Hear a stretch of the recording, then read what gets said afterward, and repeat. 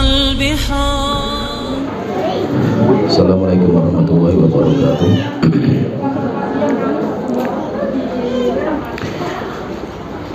Bismillahirrahmanirrahim. Alhamdulillah wassalatu wassalamu ala Rasulillah, amma ba'du. Kita masih membahas tentang iman kepada hari akhir.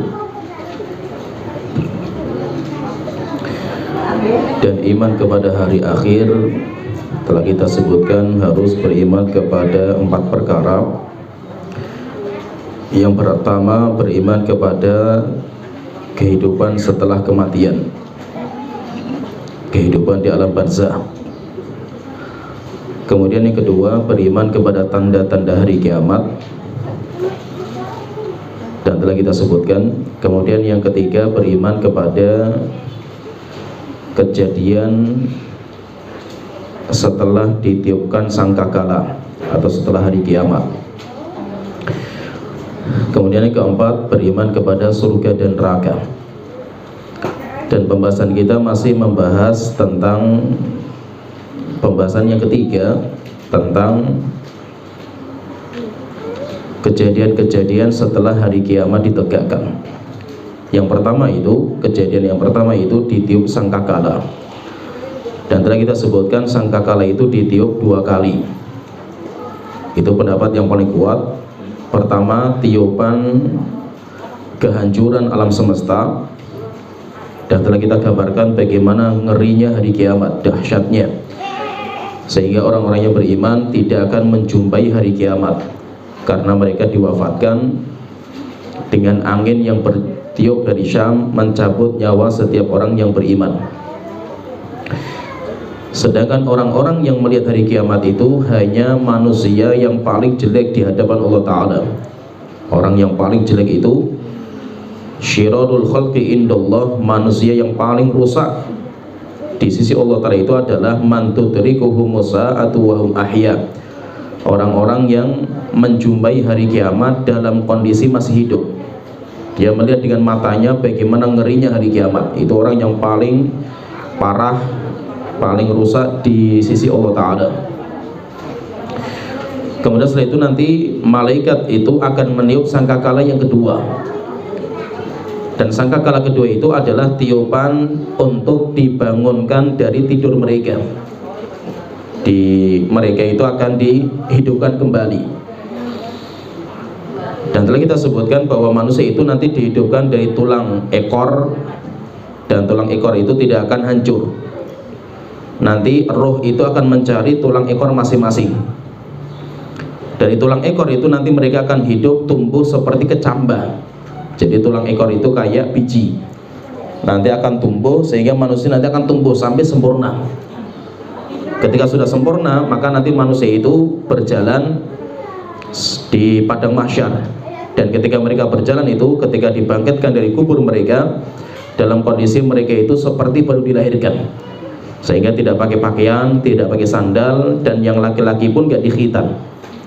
Setelah itu nanti orang yang pertama kali diberikan pakaian itu Nabi Ibrahim.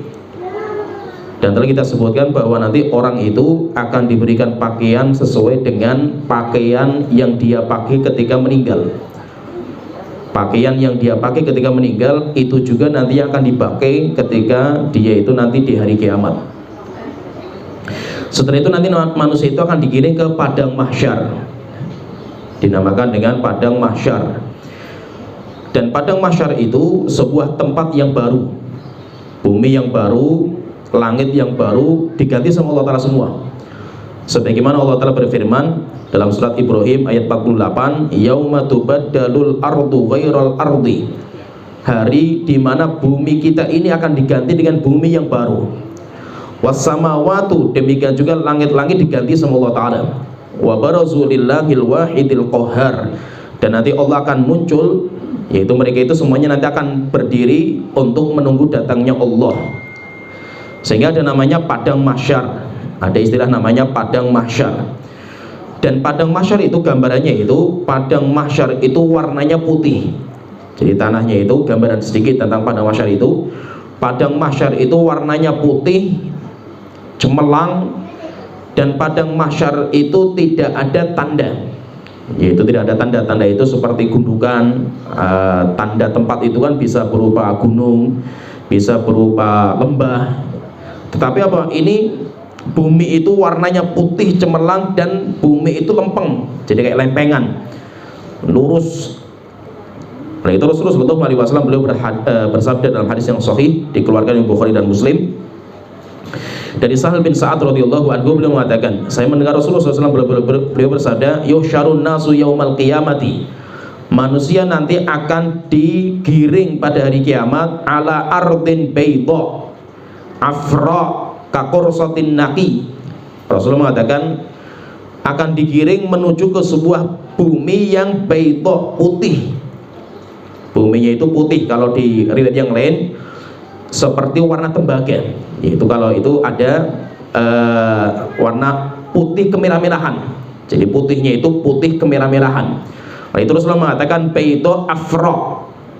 Afra itu putih, tidak putih-putih, bukan putih tapi kemerah-merahan sedikit, itu namanya afra.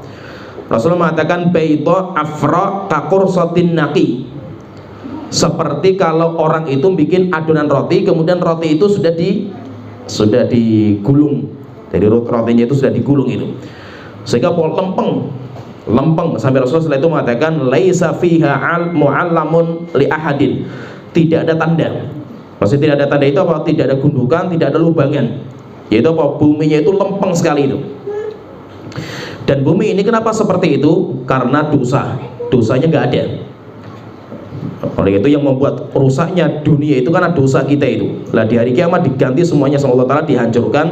Setelah itu nanti diganti dengan bumi yang baru yang tidak ada dosa, sehingga lempeng sekali itu. Kemudian sebagian ulama mengatakan, dalam sebuah riwayat juga disebutkan, kapan itu bumi itu akan diganti kemudian manusia digiring di situ di padang mahsyar itu sebelum orang itu nyebrang jembatan, sehingga nanti proses sebelum menyeberang jembatan itu di padang mahsyar itu.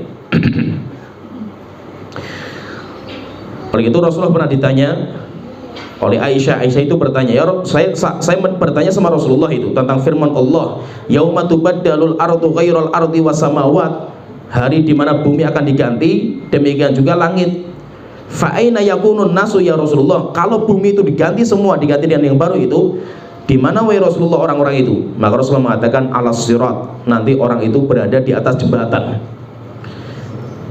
Dan jembatan itu nanti disebutkan sama Rasulullah, hum fi dzulmati, mereka itu di tempat yang gelap gulita. Nanti insya Allah kan kita sebutkan masalah jembatan. Jadi intinya di sini, orang itu nanti akan dikumpulkan semuanya di padang mahsyar. Dan padang mahsyar itu gambarannya sebuah tempat atau tanah yang baru. Tanah itu warnanya putih cemerlang kemerah-merahan dan lempeng tanahnya itu. Dan manusia ketika dikumpulkan itu, apa saja yang dikumpulkan itu? Yang dikumpulkan itu manusia semuanya, jin semuanya, dan semua binatang. Binatang pun pendapat yang paling kuat itu, binatang itu nanti akan dikumpulkan. Ketika mereka dikumpulkan, kemudian mereka itu dipagar betis oleh para malaikat. Mereka itu nanti dipagar betis oleh malaikat, sehingga mereka nggak bisa lari kemana-mana itu. Ketika mereka sudah seperti ini, baru nanti matahari didekatkan sampai matahari itu sejarak 1 mil, sehingga nanti keringat manusia bercucuran. Dan manusia semuanya tidak ada yang boleh duduk, semuanya itu harus berdiri. Sampai kapan mereka itu berdiri? Sampai menunggu datangnya Allah Ta'ala, sampai Allah datang kepada mereka. Dan ketika manusia itu berdiri di padang mahsyar itu, karena matahari didekatkan, akhirnya mereka itu bercucuran itu. Tetapi di padang mahsyar itu, atau nanti proses lah setelah kita itu meninggal dunia itu, manusia itu nanti terbagi jadi 3. Dan itu pembagian itu sampai nanti akhir perjalanan mereka surga dan neraka itu. Manusia itu terbagi jadi 3. Yang pertama, orang kafir. Jelas kalau orang kafir itu, mereka nanti semua amal mereka batal semua. Semua amal mereka semuanya dibatalkan semuanya sama Allah Ta'ala, dijadikan debu yang berterbangan. Sehingga orang kafir, mau mereka sedekah, mau mereka itu berbuat kebaikan, semuanya nggak ada manfaatnya. Sampai Allah sebutkan amal orang kafir itu seperti fata morgana, yang mereka itu merasa di dunia itu kebaikan, tapi ketika nanti di hari kiamat rupanya amal mereka itu nggak ada manfaatnya sedikit pun. Kemudian orang yang kedua itu orang yang mukmin sejati. Orang mukmin sejati, mereka akan dimudahkan semua urusannya nanti di hari kiamat itu. Kemudian yang ketiga itu orang mukmin yang memiliki dosa dan maksiat. Orang mukmin yang mereka itu memiliki dosa dan maksiat. Orang mukmin yang memiliki dosa dan maksiat, maka nanti mereka itu tetap akan merasakan beratnya hari kiamat. Berat sampai akhirnya mereka nanti dari proses-proses ini mereka itu akan dibersihkan. Jadi proses-proses yang kita sebutkan itu mulai dari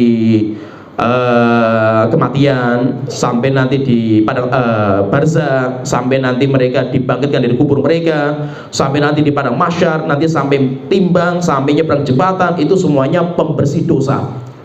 Semuanya pembersih dosa. Maka itu beratnya orang merasakan hari di padang mahsyar itu semuanya sebagai pembersih dosa-dosa mereka.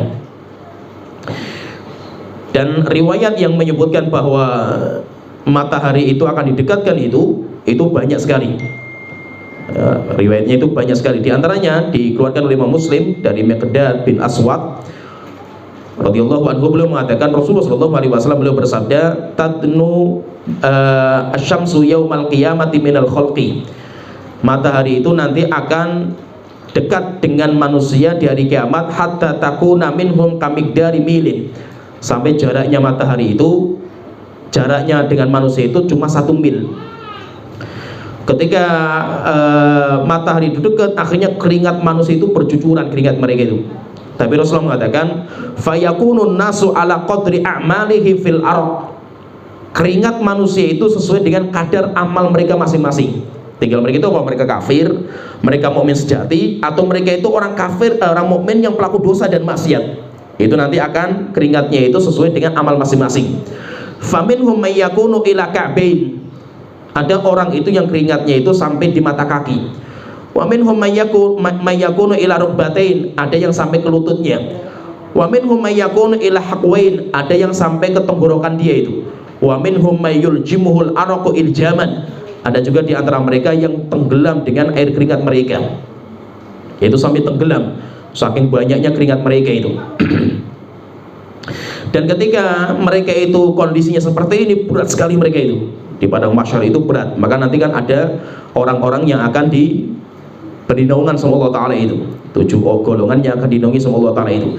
Jadi menunjukkan apa? Menunjukkan berat sekali di hari kiamat itu. Dan ketika merasakan beratnya hari kiamat, mereka nunggu datangnya Allah Ta'ala. Nanti Allah itu akan datang. Allah itu nanti akan datang ke padang mahsyar itu. Dan ketika Allah itu datang ke padang mahsyar, jadi kalau mereka sudah dikumpulkan, sudah panas menyengat itu, setelah itu nanti Allah akan datang. Allah akan datang, akan memutuskan perkara mereka. Dan datangnya Allah itu sebelum hisab ditegakkan. Jadi nanti Allah datang untuk menetapkan hisab. Jadi disidang nanti manusia itu. Nah, sebelum Allah itu menyidang mereka, mereka itu sudah merasakan berat sekali di dalam mahsyar itu. Itu kenapa panasnya menyengat, sehingga keringat bercucuran itu. Akhirnya ketika sudah seperti ini, yaitu mereka itu sudah seperti itu, kemudian nanti Allah itu datang. Dan ceritanya saya gambarkan sedikit dari banyak riwayat yang menceritakan datangnya Allah di padang mahsyar itu. Allah itu datang itu bercahaya. Allah itu datang bercahaya, sehingga cahaya terang benderang. Ketika Allah itu datang, dan datangnya Allah disambut oleh para malaikat yang bikin soft-soft. Oleh itu Allah Ta'ala berfirman, wa jaa rabbuka wal malaku soffan soffa. Allah datang dan malaikat itu untuk menyambut datangnya Allah. Malaikat itu mereka membuat soft-soft. Itu mereka itu membuat soft-soft. Soft-soft untuk apa? Untuk menyambut datangnya Allah Ta'ala. Dan soft yang terbaik itu softnya para malaikat. Sampai Rasulullah SAW beliau mengatakan, kenapa kalian tidak bisa bikin soft seperti softnya malaikat? Malaikat kapan itu? Malaikat ketika nanti nyambut datangnya Allah Ta'ala itu. Maka Rasulullah ditanya, ya Rasulullah, softnya malaikat itu kayak apa itu? Maka Rasulullah mengatakan, penuhi yang depan, rapatkan, luruskan, setelah penuh baru soft yang kedua. Itu kalau kita sholat itu. Kalau sudah saf yang kedua itu penuh, rapat, lurus, baru saf yang ketiga. Itu safnya para malaikat ketika menyambut datangnya Allah Ta'ala. Sehingga Allah ketika datang itu dengan cahaya yang terang benderang, setelah itu malaikat itu menyambut dengan saf-saf. Dan sebelum mereka itu, yaitu sebelum Allah sampai ke padang mahsyar, sebelum Allah itu sampai ke padang mahsyar itu, ada sebuah riwayat bahwasanya nanti ada sebuah ayat menjelaskan bahwa nanti semua yang di padang mahsyar itu dipingsankan sama Allah Ta'ala. Jadi sebelum Allah itu datang dan mereka melihat mata dengan mata mereka Allah, maka nanti manusia, jin yang ada di padang mahsyar itu dipingsankan. Allah Ta'ala berfirman menggambarkan tentang kejadian itu, yaitu kejadian nanti manusia itu akan dipingsankan, itu dalam surat Tur ayat ke-45 atau sebelumnya. Allah Ta'ala berfirman, wa iyyaru kisfam minas sama'i saqiton yaquluna yaqulu sahabun markum, yaitu bagaimana orang-orang kafir itu nanti ketika sudah melihat azab, gumpalan-gumpalan azab datang dari atas langit itu, setelah itu mereka mengatakan ini kumpulan yang ya seperti ini, yaitu kumpulan-kumpulan yang bertumpuk-tumpuk. Setelah itu Allah Ta'ala mengatakan fadharhum, biarkan mereka. Orang-orang kafir sekarang kalau mereka mau sombong, mereka mau kafir, mereka mau ingkar, biarkan mereka. Hatta yulaqu yaumahumul ladzi fihi yus'aqun, sampai datang hari di mana mereka nanti akan dipingsankan. Mereka akan dibinasakan, dipingsankan itu. Kapan itu terjadi khilaf di antara para ulama? Kapan hari di mana mereka itu dipingsankan itu? Itu sebagian mengatakan itu bukan di hari kiamat. Maksudnya di hari kiamat itu pas ditiup sangkakala, bukan. Tetapi sebagian ulama mengatakan itu adalah hari di mana Allah datang ke padang mahsyar. Sehingga apa? Allah datang ke padang mahsyar itu manusia semuanya dipingsankan. Malaikat bikin soft-soft. Setelah itu Allah itu datang dan Allah itu duduk di atas singgasana. Allah duduk di atas kursi singgasana. Di padang mahsyar ini belum surga dan neraka, belum, masih jauh prosesnya itu. Ini proses awal, yaitu di padang mahsyar itu. Setelah itu manusia baru dibangunkan. Manusia baru dibangunkan. Ketika mereka dibangunkan, mereka sudah melihat depan mereka itu Allah, yaitu Allah duduk di atas kursi. Setelah itu malaikat bikin pagar betis sehingga apa? Mereka tidak bisa keluar itu. Yauma yud'una, enggak, di situ nanti manusia itu akan dikumpul, yaitu dipegang sama malaikat, dan malaikat itu akan membuat pagar betis itu. Sampai akhirnya setelah itu apa? Allah itu ketika duduk marahnya luar biasa Allah itu. Itu apa? Allah kelihatan sekali marah yang luar biasa Allah itu. Puncak-puncaknya marah Allah ya di padang mahsyar ini. Sampai akhirnya apa? Manusia semuanya ketakutan. Sampai akhirnya semua kita itu ketakutan. Kenapa? Allah marahnya luar biasa. Sampai akhirnya ketika seperti ini, ketika sudah orang sudah pada ketakutan, sudah putus asa, akhirnya Allah itu meminta neraka jahanam itu untuk didatangkan. Padahal proses neraka jahanam masih panjang itu. Yaitu neraka datangkan itu. Akhirnya neraka jahanam itu diseret oleh para malaikat. Disebutkan dalam sebuah riwayat yang sahih bahwasanya neraka jahanam itu akan ditu'radu jahannam. Neraka jahanam itu nanti akan diseret.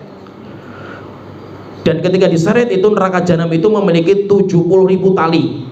Untuk menyeretnya itu harus pakai 70.000 tali kekang. Wa ma'akul zimam sab'una alfa malakin yajruha, dan setiap tali kekang itu yang memegang tali kekang itu 70.000 malaikat. Jadi ada 70 tali untuk menyeret neraka jahanam sampai kepada mahsyar, jumlahnya 70.000, dan setiap tali itu ada 70.000 yang memegang, yang menyeret, berarti jumlahnya 4.900.000.000 jumlahnya malaikat. Sampai akhirnya apa? Sampai akhirnya neraka jahanam itu datang juga di padang mahsyar itu.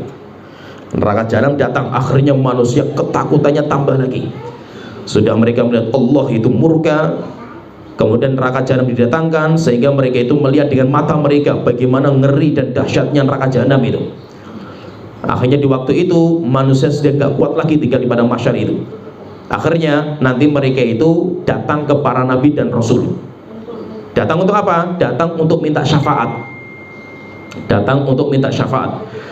Akhirnya manusia berkumpul, Kemudian mereka ngomong, kita sudah nggak kuat lagi tinggal di sini itu. Ayo kita cari orang-orang yang bisa memberikan syafaat kepada kita itu. Siapa nanti orang yang bisa memberikan syafaat kepada kita itu? Akhirnya mereka mengatakan, sudah kita datang ke bapak kita saja. Akhirnya mereka datang ke Nabi Adam. Akhirnya mereka ketika ketemu sama Nabi Adam cerita, wahai Nabi Adam, engkau itu kan manusia pertama yang Allah ciptakan. Engkau dimuliakan oleh Allah dengan diciptakan langsung dengan tangannya itu. Allah memasukkan kamu ke surga dan yang lainnya lah, cerita kemuliaan Nabi Adam itu. Setelah itu dia yaitu mengatakan itu, wahai Adam, apakah engkau nggak tahu bagaimana beratnya kita di padang mahsyar itu?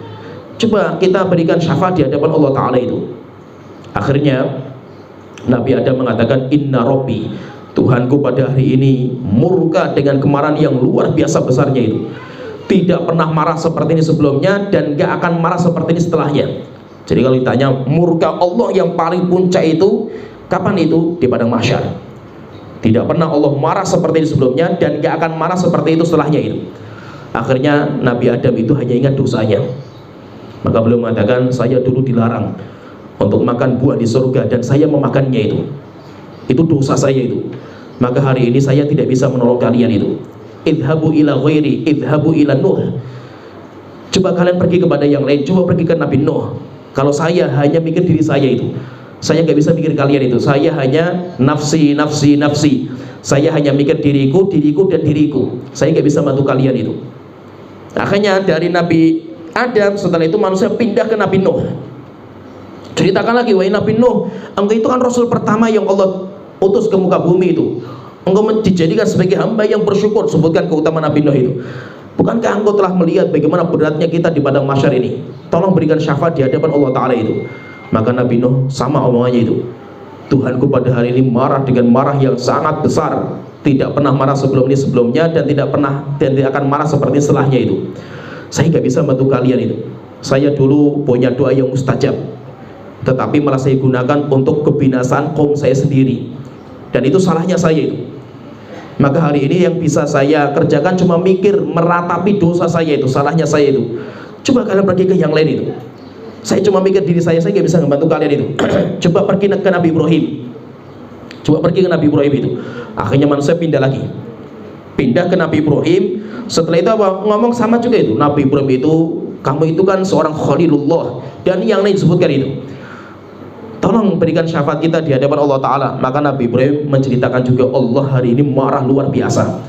Nggak pernah marah sebelum ini sebelumnya dan nggak akan marah seperti ini setelahnya itu. Saya dulu itu pernah berdusta 3 kali. Saya dulu itu dusta 3 kali. Maka hari ini saya cuma menyesali diri saya. Saya nggak bisa mikir kalian, nggak bisa bantu kalian. Coba pergi yang lain. Akhirnya manusia pindah ke Nabi Musa. Ngomong sama juga, Nabi Musa kayak gitu juga itu. Dan Nabi Musa menceritakan, saya dulu pernah mukul orang yang belum Allah perintahkan saya untuk memukulnya itu. Sampai akhirnya orang itu mati.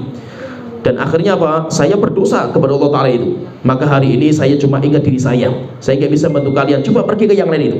Akhirnya manusia pindah ke Nabi Isa. Ketika sampai ke Nabi Isa juga mengatakan, saya nggak bisa ngomong sama bantu kalian, nggak bisa. Saya nggak bisa ngomong sama Allah Ta'ala itu. Tapi Nabi Isa tidak menyebutkan dosanya. Setelah itu Nabi Isa mengatakan, coba pergi ke Nabi Muhammad saja. Akhirnya apa? Pergi ke Nabi Muhammad. Berarti berapa nabi itu? Coba kalau kita berapa nabi yang ditanya sama mereka itu? Nabi Adam, Nabi Nuh, Nabi Ibrahim, Nabi Musa, Nabi Isa. Setelah itu Nabi Muhammad SAW.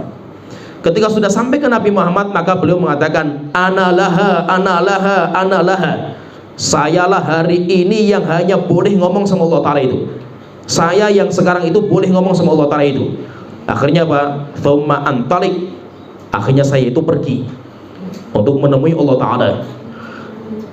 Fa'asta'dzinu ala rabbi. Kemudian Rasul cerita itu. Akhirnya apa? Saya minta izin sama Allah Ta'ala. Fayu'dzanuli. Akhirnya saya diizinkan untuk menemui Allah Ta'ala. Fa'aqumu baina yadayhi. Dan saya berdiri di depannya Allah Ta'ala persis itu. Fa'ahmiduhu. Kemudian saya puji Allah. Bimahamidala aqdiru alaiha. Di mana pujian-pujian itu nggak pernah dibukakan untuk kita di dunia. Sampai Rasulullah mengatakan, sampai saya nggak bisa menggambarkan kepada kalian itu pujian yang indah kepada Allah Ta'ala itu. Thumma akhiru li rabbina sajidan. Setelah itu langsung saya sujud kepada Allah Ta'ala. Ketika saya sujud dan saya puji Allah dengan pujian-pujian kepada Allah yang belum pernah ada di dunia itu, akhirnya marahnya Allah itu redam. Jadi yang bisa meredamkan marahnya Allah itu Nabi Muhammad SAW itu. Kalau ditanya pujian Allah yang gak pernah dibuka di dunia itu apa itu? Nama-nama Allah yang masih disimpan. Kan Allah itu memiliki nama Allah itu kan ada 3. Nama Allah itu ada 3. Ada nama yang ditaruh di dalam Al-Quran, diturunkan kepada kita. Kalau kita ingin muji Allah dengan nama itu. Yang kedua, ada nama Allah yang diajarkan kepada Nabi. Akhirnya Nabi Muhammad menyampaikan dalam hadisnya itu. Kemudian yang ketiga, ada nama yang Allah simpan. Yang diturunkan itu jumlahnya 99, dinamakan dengan Asmaul Husna. Tetapi apa? Masih ada nama-nama Allah yang disimpan. Sehingga kalau ditanya itu jumlah nama Allah itu berapa? Jumlahnya nggak terhingga. Nggak ada yang tahu kecuali Allah Ta'ala sendiri itu. Kenapa? Karena ada nama yang disembunyikan sama Allah Ta'ala itu. Yang disembunyikan ini nanti akan dibuka untuk Nabi Muhammad. Sehingga Nabi Muhammad akan memuji Allah dengan nama-nama yang belum pernah ada di dunia, sampai akhirnya Allah itu ridho sama Nabi Muhammad. Ketika Allah sudah ridho, maka Allah mengatakan kepada Nabi Muhammad, ya Muhammad irfa' ra'sak. Wahai Muhammad, coba sekarang angkat kepala engkau. Wa qul yusma', ngomonglah kamu akan didengar. Wasal tu'toh, mintalah kamu akan diberikan. Washfa' tushaffa', berikan syafaat kepada siapa yang engkau kehendaki, maka engkau akan diizinkan. Akhirnya setelah itu Rasulullah SAW baru mengatakan, ya Rabbi ummati ummati. Wahai Tuhanku, bagaimana kondisi umatku itu? Bagaimana kondisi umatku? Ini kalau di riwayat itu seperti itu. Dan nanti kalau kita baca riwayatnya panjang sekali. Rasulullah itu bolak-balik kepada Allah Ta'ala itu. Rasulullah bolak-balik kepada Allah, minta terus sama Allah Ta'ala itu. Akhirnya baru diberikan semua permintaan Rasulullah SAW. Nah, syafaatnya Rasulullah ini, Nabi Muhammad ketika datang kepada Allah untuk memberikan syafaat kepada umatnya itu yang dinamakan dengan syafaatul uzma. Itu yang dinamakan juga dengan maqamah mahmudah. Jadi kalau kita itu pernah mendengar namanya maqamah mahmudah itu, kalau di Al-Quran kan ada itu, wa minal laili fatahajjat bihi nafilatan laka. Wahai Muhammad, jadikan waktu malam kamu itu untuk ibadah. Kita Nabi Muhammad itu wajib sholat malam itu pada diri Rasulullah. Kenapa? Karena sholat malam itu bagi Nabi Muhammad itu syarat mendapatkan gelar yang paling tinggi ini. Apa gelarnya itu? Asa ayyaba'atsaka rabbuka maqamah mahmudah. Mudah-mudahan dengan sholat malam yang kamu kerjakan itu, Allah akan membangkitkan kamu di atas kedudukan yang paling terpuji. Akhirnya kan kalau kita azan kan kita doa seperti itu. Allahumma rabb hadhihi da'wati tammah wa sholatul qa'imah ati Muhammadal wasilata wal fadilah wa ba'athu maqamah mahmudah allati wa'adtah. Mahmudah, maqamah mahmudah. Maqamah mahmudah itu apa itu? Maka kita katakan maqamah mahmudah itu syafaat terbesar. Syafaat terbesar. Dan syafaat terbesar itu apa itu? Syafaat yang Nabi Muhammad berikan kepada semua penduduk pada mahsyar. Semuanya, baik mukmin ataupun kafir atau mukmin pelaku dosa dan maksiat, semuanya mendapatkan syafaat Nabi Muhammad. Dinamakan dengan, sampai akhirnya bahwa semua memuji Rasulullah itu. Semua nabi, semua rasul, semua manusia, semua jin, semuanya muji Nabi Muhammad itu karena syafaatnya beliau itu. Karena semua itu muji Rasulullah, maka dinamakan dengan maqaman mahmudah. Maqam, kedudukan, posisi. Mahmudah, dipuji. Kedudukan, posisi di mana Nabi Muhammad itu dipuji oleh semua hamba Allah Ta'ala itu. Sampai Allah sendiri pun memuji itu. Dan itu syafaat terbesar yang ada yang diberikan sama Allah Ta'ala itu, yaitu syafaat kepada Nabi Muhammad SAW. Nah, jadi gambarnya seperti ini. Berarti nanti proses yang paling penting itu ketika di padang mahsyar itu kita mendapatkan syafaat dari Nabi Muhammad SAW. Dan itu bukan hanya kita sendiri, bukan hanya orang beriman, itu semua mendapatkan. Ketika sudah syafaat itu ditunaikan sampai akhirnya Allah itu sudah reda marahnya itu, maka setelah itu baru proses berikutnya. Baru nanti proses berikutnya itu. Apa proses berikutnya itu? Setelah selesai padang mahsyar, dan padang mahsyar itu lama sekali. Lama sekali itu. Yauma yaqumun nasu lirabbil alamin. Hari di mana manusia itu semuanya berdiri untuk Allah Ta'ala itu. Kapan itu? Di padang mahsyar. Di padang mahsyar, dan ramanya itu lama sekali. Sampai sebagian ulama disebutkan oleh tafsir Mukatsir itu, dalam tafsir Mukatsir itu, sampai mereka mengatakan manusia itu nanti berdiri itu lamanya mereka itu 25.000 tahun berdirinya mereka itu. yaitu kalau pakai hari dunia. Jumlah berdirinya mereka itu 25.000 tahun jumlahnya mereka itu. Tetapi memang nggak ada dalil yang sahih dalam masalah ini sampai kapan itu. Tapi ada ulama yang mengatakan seperti itu. Yaitu maksudnya apa? Berdirinya itu lama sekali itu. Sampai akhirnya ketika sudah selesai, sampai akhirnya Allah itu sudah selesai marahnya karena dengan syafaatnya Rasulullah SAW.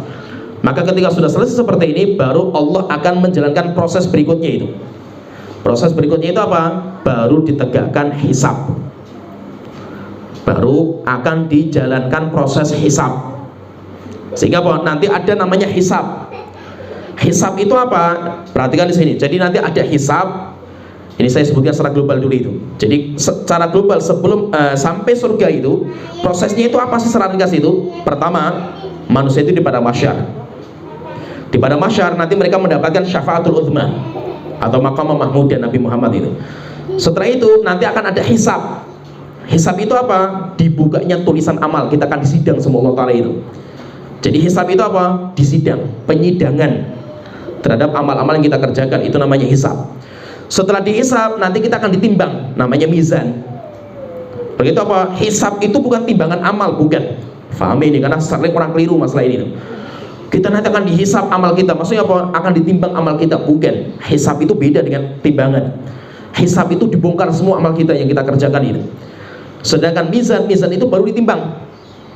Ditimbang itu. Setelah ditimbang nanti akan kelihatan mana yang lebih banyak amal kebaikan daripada yang buruk, itu nanti akan kelihatan itu. Maka baru orang itu mendapatkan sertifikat. Sertifikat itu namanya tatoyurus suhuf.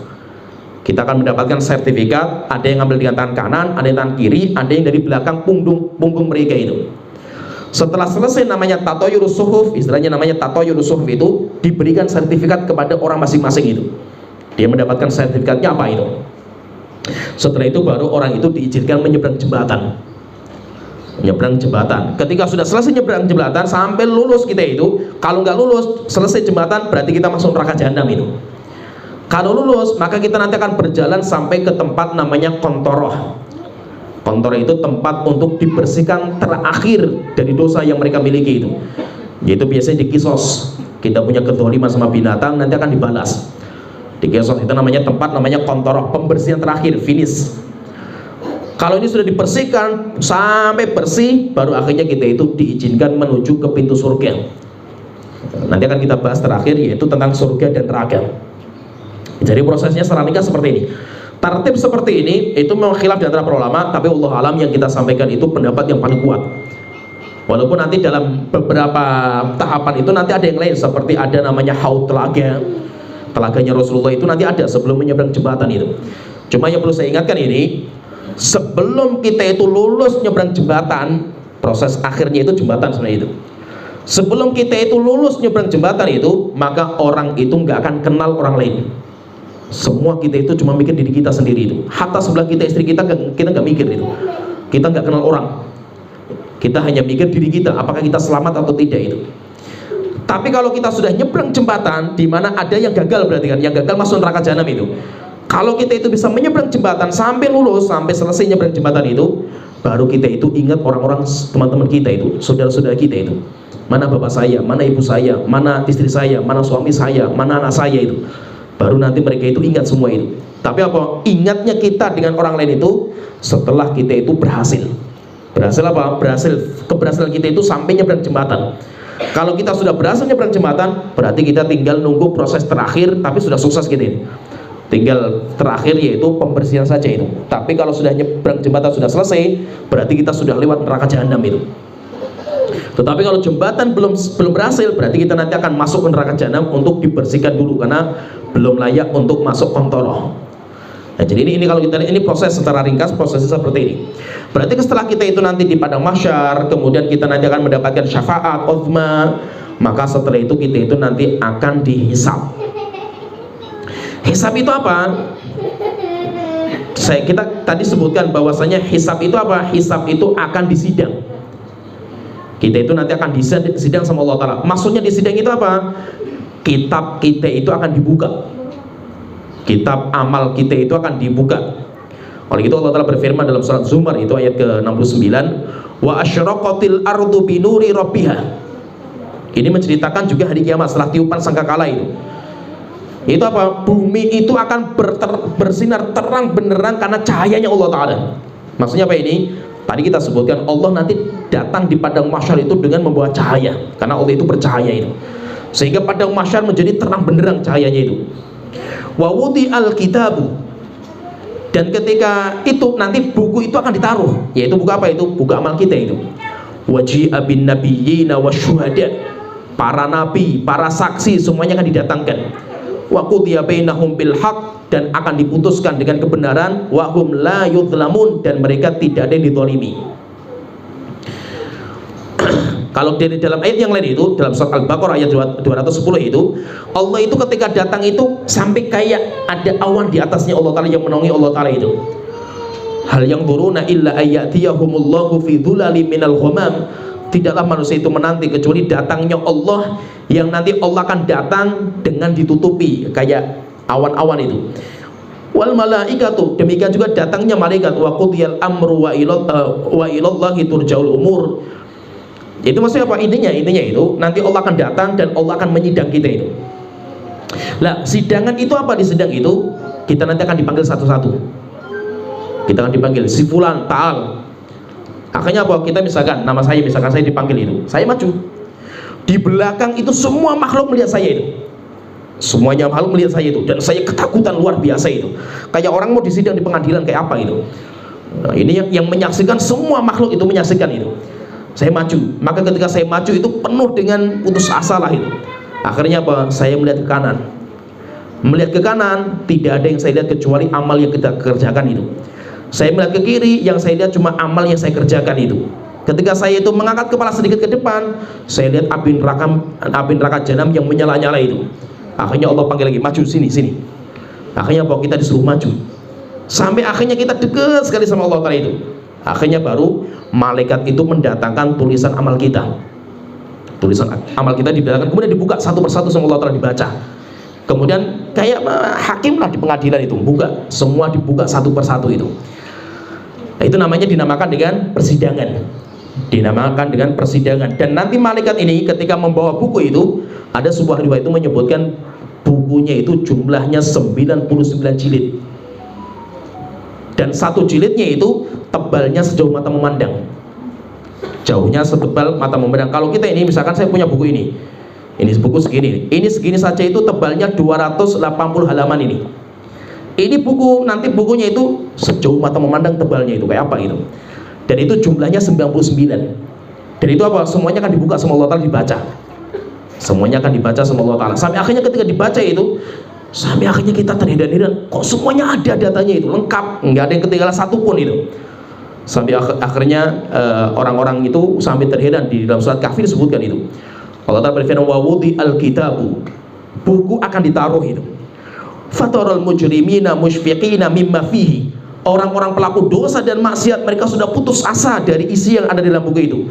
Wa yaqulun, dan mereka akan mengatakan ketika dibuka satu persatu itu, ya wailatana ma li hadzal kitab, celaka kita ini buku apa ini itu? Ini buku apa yang di depan kita itu? La yughadiru saghiratan wala kabiratan illa ahsaha, tidak meninggalkan amal kita dulu yang kecil maupun yang besar, kecuali semuanya tertulis, terdata semua itu. Wa wajadu ma'amilu hadira, semua mendapatkan apa yang mereka kerjakan itu semuanya hadir dalam kitab itu, ditulis semua itu. Wala yadzlimu rabbuka ahada, dan Allah tidak akan menzalimi seorang hamba pun. Tetapi yang perlu diingat ini, ada sebuah faedah penting itu disebut oleh para ulama itu, yaitu bahwasanya ketika nanti itu akan dibongkar, buku kita itu akan dibongkar itu, maka manusia itu nanti ada dua macam cara membongkarnya itu. Jadi nanti ada dua macam. Yang pertama, ada orang yang dibongkar aibnya, dibongkar tulisan dia itu, dan Allah memerintahkan semua makhluk di belakang untuk menyaksikan dan mendengarkan baik-baik. Akhirnya apa? Semua aib kita terbongkar semua melihat semua itu. Dibuka satu persatu.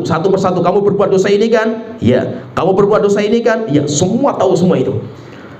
Berarti apa? Dibongkar semuanya sama Allah Ta'ala itu. Ini yang pertama, macam orang yang pertama, yaitu orang akan dibongkar bukunya itu di hadapan semua makhluk dan semuanya suruh menyaksikan itu.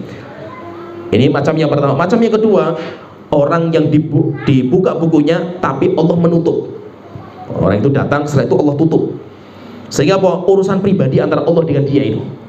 Manusia yang di belakangnya nggak ada yang tahu itu. Akhirnya apa? Allah buka, kamu berbuat dosa ini kan? Iya. Kamu berbuat dosa ini kan? Iya. Tapi apa? Manusia nggak ada yang tahu itu. Itu hanya urusan Allah dengan dia saja itu.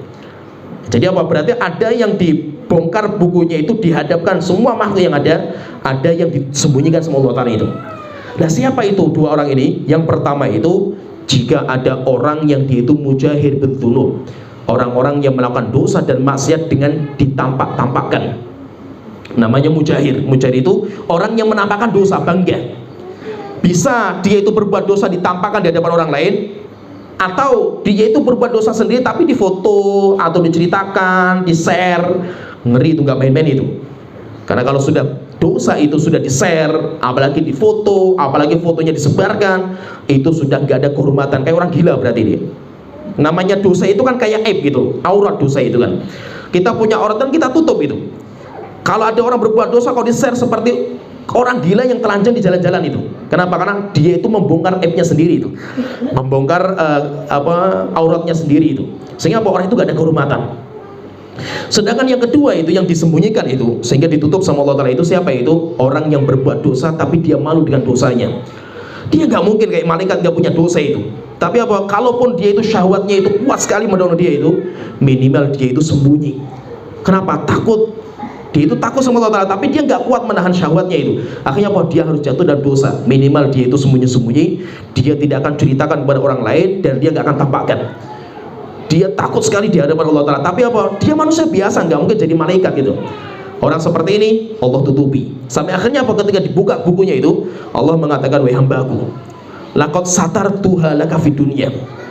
Ingat ini, apa yang saya sebutkan ini, yaitu dari amal-amal kamu ini, dulu sudah saya tutup aib kamu di dunia. Sehingga apa? Kamu berbuat dosa dan maksiat nggak ada yang tahu sama sekali itu. Saya tutupi semua itu.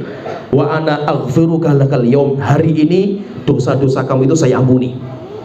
Yaitu maksudnya apa? Saya misalkan saya, kenapa kok orang itu ngaji sama saya itu, mau dengar kajian saya, mau dengar ucapan saya, mau bermuamalah sama saya itu, bukan karena saya itu malaikat. Saya orang biasa, saya punya banyak dosa gitu. Tapi kenapa kok anda itu kok datang dari jauh kumpul di sini, mau nerima apa yang saya ucapkan gitu, mau percaya sama saya itu, kenapa itu? Karena Allah tutupi aib saya itu. Kalau seandainya Allah bongkar aib saya, naudzubillah, itu nggak ada kehormatan lagi bagi saya, hancur nama saya itu, hancur-hancuran lah itu. Tapi apa? Alhamdulillah Allah tutupi aib saya itu. Saya punya aib itu, tapi alhamdulillah Allah tutupi itu. Sehingga apa? Orang masih percaya sama saya ngomong masih bisa didengar itu. Kenapa? Allah masih tutupi aib saya itu. Orang yang dia itu tutupi aibnya sehingga dia itu masih dipercaya sama orang, maka nanti di hari kiamat itu Allah akan ampuni dosa-dosanya. Dan Allah ketika membuka aibnya itu, Allah pun akan ditutupi sama makhluk yang lain, yaitu nggak ada seorang pun yang boleh tahu. Sehingga biarkan urusan dia dengan Allah Ta'ala saja itu, nggak ada seorang pun yang tahu aibnya kita itu. Kenapa? Karena kita ketika di dunia pun menutupi aib kita itu.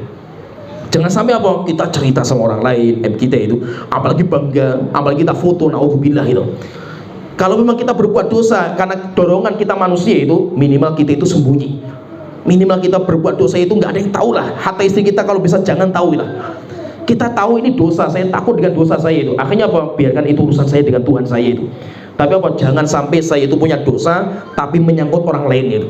Masalah harta dan yang lainnya. Kalau masalah ada sangkut paut dengan haknya orang lain, itu urusannya berat di hari kiamat itu, nggak main-main itu.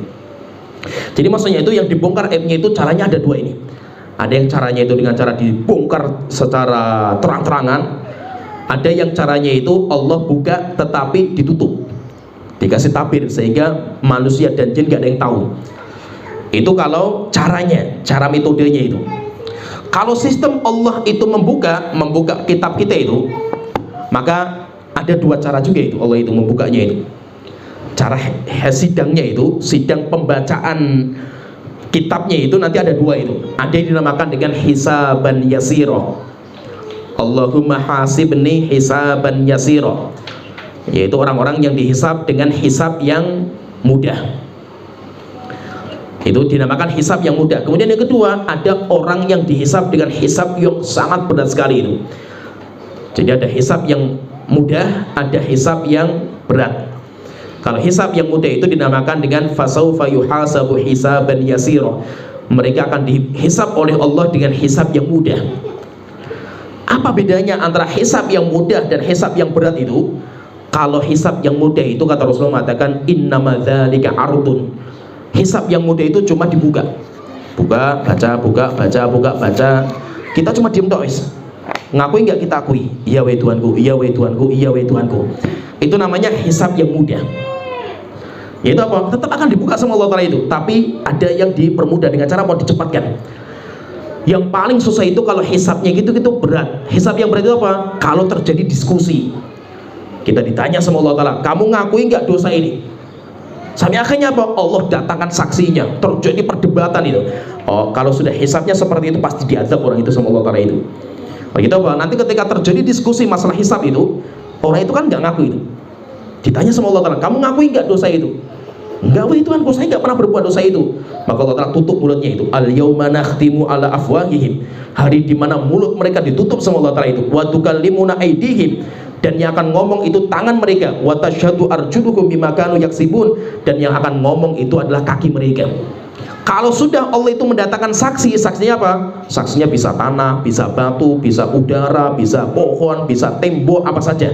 Di mana orang itu berbuat dosa, sekelilingnya itu nanti akan menjadi saksi itu. Demikian juga apa? Ditanya kulitnya, dagingnya, darahnya. Enggak sampai di sini, malaikat didatangkan juga itu, malaikat pencatatnya itu. Ditanya, apakah benar kamu mencatat seperti itu? Dia mengatakan, wahai Tuhanku, benar, dia berbuat seperti itu, saya catatkan itu. Kalau sudah sampai terjadi diskusi seperti ini, debat seperti ini, pasti orang itu akan diazab sama Allah Ta'ala itu. Sedangkan orang yang beriman itu hisabnya ringan. Hisabnya ringan apa? Dicepatkan.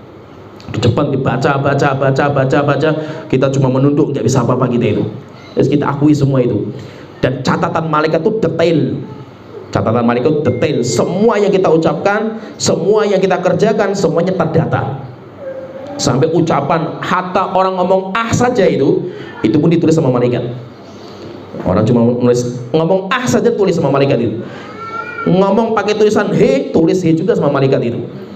Jadi apa saja yang kita ungkapkan dalam diri kita itu, baik ngomong atau tulisan, semuanya kan didata. Dan catatannya ada lengkap semuanya itu. Nah, jadi ada penulisan itu seperti ini. Dan model bukunya itu, memang riwayatnya itu banyak menjelaskan tentang bagaimana sifatnya buku itu.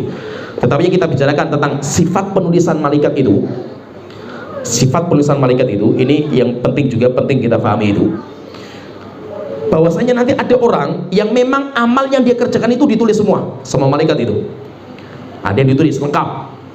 Jadi ada amal-amal itu yang semuanya terdata lengkap. Wa kullu syai'in ahsaynahu fi imamin mubin. Semua kami tulis di imam, yaitu di imam itu buku panduan. Ini yang pertama, model yang pertama itu apa? Malaikat menulis semua yang kita kerjakan itu. Kemudian tingkatan yang kedua itu, tulisan-tulisan yang buruk itu dihapus, di tip X berarti dihapus. Itu yang dinamakan dengan tingkatan, namanya tingkatan al-mahru, penghapusan tulisan-tulisan jelek. Sehingga apa? Kita berbuat ini itu, tapi di data bukunya sudah nggak ada. Sehingga Allah nggak baca lagi itu. Allah tidak membaca. Sehingga kita ingat di tanggal sekian, di hari ini, di jam sekian, saya itu berbuat dosa. Saya tahu itu. Tapi alhamdulillah Allah nggak membaca itu. Allah tidak membacanya itu. Kenapa nggak membaca? Karena di buku sudah nggak ada. Di buku sudah tidak ada. Kenapa? Karena terjadi penghapusan. Lah, yang bisa menghapus itu apa? Yang bisa menghapus itu amal soleh. Kalau gitu Allah Ta'ala mengatakan innal hasanati yudhibnas sayyiat. Kebaikan itu akan menghapus dosa. Kalau kita berbuat dosa, kerjakan kebaikan. Wa atbi'is sayyi'atal hasanata tamhuha. Kalau kamu berbuat dosa, ikuti dosa dengan kebaikan. Kenapa? Kebaikan itu akan menghapuskan. Yaitu menghapuskan apa? Di datanya para malaikat. Ini tingkatan yang bagus. Kemudian yang lebih bagus lagi itu, tingkatannya itu diistilahkan dengan istilah namanya tabdil. Penggantian, diganti. Tulisan yang jelek dihapus, diganti dengan tulisan kebaikan. Itu namanya tabdil. Faulaika yubaddilullahu sayyi'atihim hasanat. Mereka adalah orang-orang yang Allah ganti tulisan jelek itu dengan tulisan kebaikan. Kita misalkan pada tanggal sekian, di tempat ini, di jam sekian, kita berbuat dosa. Tapi ketika dibaca sama Allah, kita sedang baca Quran. Sampai kita bingung, kok saya baca Quran itu? Saya tahu sekali itu bukan Quran, saya sedang berbuat dosa itu. Tapi yang dibaca sama Allah di datanya malaikat itu, kita itu sedang baca Quran. Itu namanya apa? Tabdil. Tulisan jelek tip X ganti dengan tulisan kebaikan. Tulisan kebaikan yang nanti akan dibaca sama Allah Ta'ala itu. Syaratnya apa untuk mendapatkan seperti ini? Syaratnya 3. Kalau kita berbuat dosa itu syaratnya 3. Illa man taba. Yang pertama, kita taubat dengan taubat nasuha. Kita misalkan latar belakang kita kelam misalkan, semua kita seperti itu, nggak ada latar belakang yang baik gitu itu. Semua kita latar belakang kita semuanya kelam semua itu. Dan para sahabat lebih kelam daripada kita latar belakang mereka itu. Kita bertaubat, taubat itu kayak penghapusan itu. Ini makanya syaratnya pertama itu taubat illa man taba wa amana, kemudian kita beriman. Setelah kita bertaubat, kita beriman. Maksudnya apa beriman itu? Apakah kita kafir? Bukan. Maksudnya iman itu apa? Belajar agama. Anda setelah hijrah itu, kalau sudah hijrah itu syaratnya apa? Harus tinggalkan benar-benar dosa kita itu, namanya hijrah itu. Orang taubat seperti itu. Ketika sudah selesai hijrah, apa yang kita kerjakan? Ngaji. Duduk di majelis ilmu, kita pelajari agama Allah Ta'ala yang benar itu. Kenapa? Karena dengan kita belajar, iman kita itu bisa kokoh itu. Tanpa ilmu nggak bisa kokoh ilmu kita, iman kita itu. Maka iman itu maksudnya belajar agama. Illa man taba wa amana. Kemudian yang ketiga, wa amila amalan sholihan, dan orang yang beramal soleh. Apa itu amal soleh itu? Mengamalkan ilmu yang dia pelajari. Kalau dia mengamalkan 3, dia orang itu hijrah. Latar belakang dia dulunya kelam itu. Setelah itu dia itu hijrahnya totalitas. Apa itu? Tinggalkan semua dosa, dia menyesal dan dia berniat untuk tidak mengulangi. Setelah itu dia ngaji, memperbanyak waktunya untuk belajar agama. Setelah itu dia mengamalkan ilmu yang dia pelajari itu. Maka Allah Ta'ala mengatakan faulaika yubaddilullahu sayyi'atihim hasanat. Mereka lah orang-orang yang tulisan dosa mereka itu akan diganti oleh Allah dengan tulisan-tulisan kebaikan. Sehingga yang dibaca itu malah kita sholat, kita puasa, kita baca Quran. Padahal aslinya itu kita sadar di waktu itu kita sedang berbuat dosa dan maksiat. Itu dinamakan dengan istilah namanya tabdil. Ya, sampai di sini pembahasan kita secara ringkas tentang perjalanan sampai hisab. Berarti kita sudah sampai hisab, pada mahsyar, kemudian hisab. Nanti kita akan pelajari tentang mizan sampai akhirnya tatoyurus suhuf. Nanti insya Allah akan kita pelajari pada pertemuan berikutnya, yaitu tentang masalah mizan, timbangan amal. Ya, sampai di sini pembahasan kita. Ini hadiah, Pak. Hadiah, pertanyaan ini kita butuh hit. Pertanyaan, di padang mahsyar itu tadi kita ceritakan kita itu akan berjumpa dengan para nabi dan rasul. Pertanyaan, urutan nabi dan tolong sebutkan dosanya mereka. Ayat angkat tangan nih bisa. Dihafal loh. Ya. Selama Nabi Adam. Nabi Adam. Dosanya itu kan makan buah khuldi ya. Makan buah? Siapa yang ngomong khuldi ini? Saya nggak ngomong khuldi loh ini loh. Makan buah yang dilarang di surga, ya. Ini yang pertama. Terus yang kedua Nabi Nuh. Nabi Nuh. Nah, itu yang mendoakan kaumnya ya. Dosanya itu Nabi Nuh karena punya doa mustajab, digunakan untuk kebinasaan kaumnya. Yang ketiga. Yang ketiga Nabi Ibrahim. Dosanya? Dosanya itu ada 3 tapi. Dosanya apa itu? Dosanya itu apa? Dosanya dusta ya. Dusta. Walaupun Nabi Nuh itu, Nabi Ibrahim bukan berdusta itu, tapi tauriyah. 3. Dustanya Nabi Ibrahim itu 3. Kemudian yang selanjutnya Nabi Musa. Dosanya apa? Membunuh. Nabi Musa membunuh. Kemudian yang keempat, ya kan? Yang kelima, Nabi Isa. Dosanya apa? Nabi Isa tidak menyebutkan dosanya. Kemudian berikutnya Nabi Muhammad SAW. Ya, barakallahu fiik. Ya, sampai di sini pembahasan kita. Nanti insyaallah kita lanjut lagi. Wa akhiru da'wana alhamdulillahirabbil alamin. Sallallahu alaihi Muhammad wa ala alihi ajmain. Assalamualaikum warahmatullahi wabarakatuh.